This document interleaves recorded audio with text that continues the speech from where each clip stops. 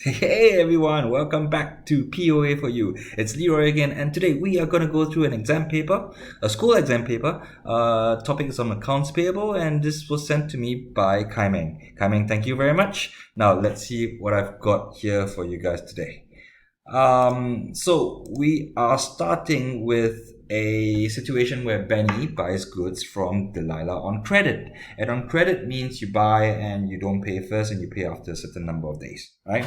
That's what it means. Now, a few things happen. On 1st of January, Benny owed Delilah $3,000. So Benny has bought goods prior to January 1st, 2021. And January 1st, 2021 is the first day of the new year, a new financial year. And we are starting with a position where Benny actually owes Delilah $3,000. So that's what this means. January 5th, Benny bought goods at a list price of $1,500 on credit. What's list price? List price is the price tag, the original price of whatever they are buying, right? On top of that, they got a discount of 10%. So it's like if you go to, buy a t-shirt, right? And the price tag says $1,500. Hopefully it's not that expensive. But then you get a 10% discount on that. So that's what list price means, and that's what the 10% means as well. 13th of January, Benny sent a check to Delilah of 2009 in full settlement of the amount owed on January 1st. Oh, okay. And then Benny returned goods bought at a list price of $500 previously from Delilah trading on the 5th of January. So these are a few facts. Let's digest that as we go through the questions. But let's take a look at the question now.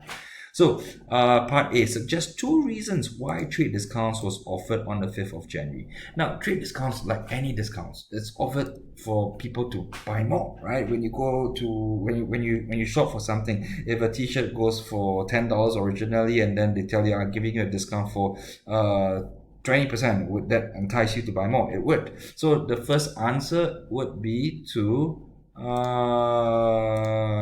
the first answer is to encourage buyers to buy more.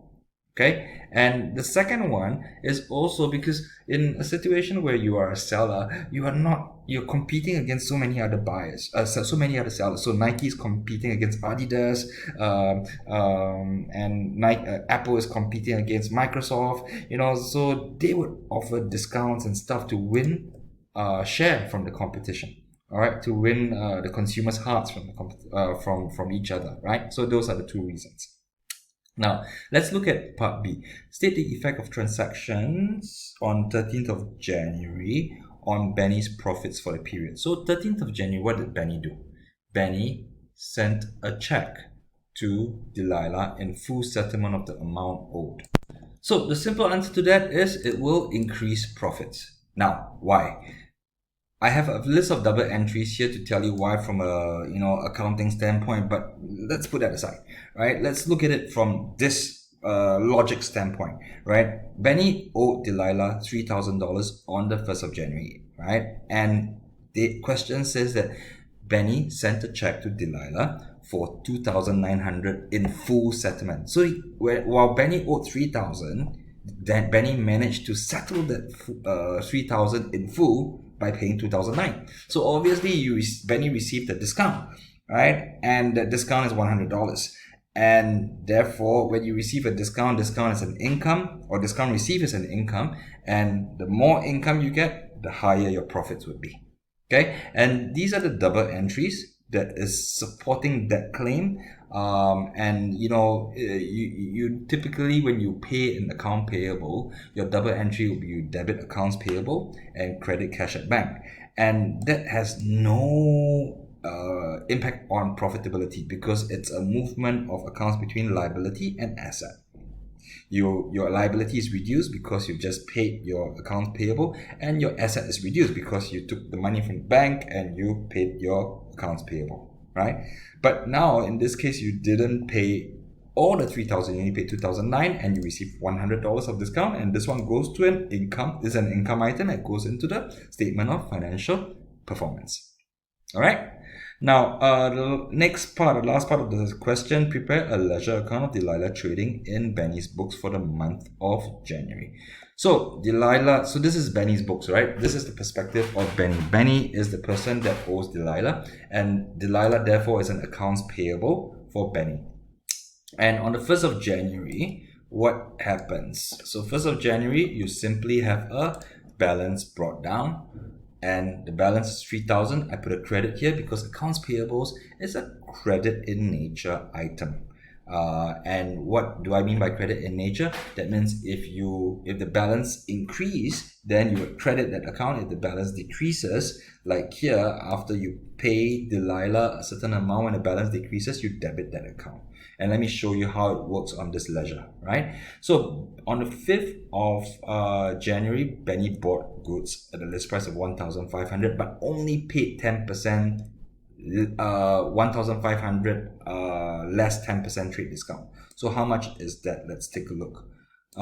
So that is 1,350 if you take 1,500 and you apply 10% discount on it. And what did I do here? I credited the accounts payable account, and the particulars here is inventory. Okay, why do I do that? Let's take a look at the double entry here, and I hope you're familiar with double entry. If you buy something on credit, then the double entry is debit inventory, credit accounts payable. You debit inventory because these goods become part of your inventory to sell, and it becomes an asset that you bought, these goods, and the accounts payables goes up because you bought them on credit. So you actually owe people more, right, for getting more inventory to sell, right? So you debit inventory and credit accounts payable. Accounts payable, you credit it, so the amount goes on the credit side of the ledger, and the particulars is always the debit entry description of the account, right? So in here, the debit description of the account is inventory, so I put in the particulars inventory, and that's it. 13th, what happened, right? We've already gone through a bit of that in part B of the question. So the double entry that I've put here, I'm just going to drop it in this part just for my reference.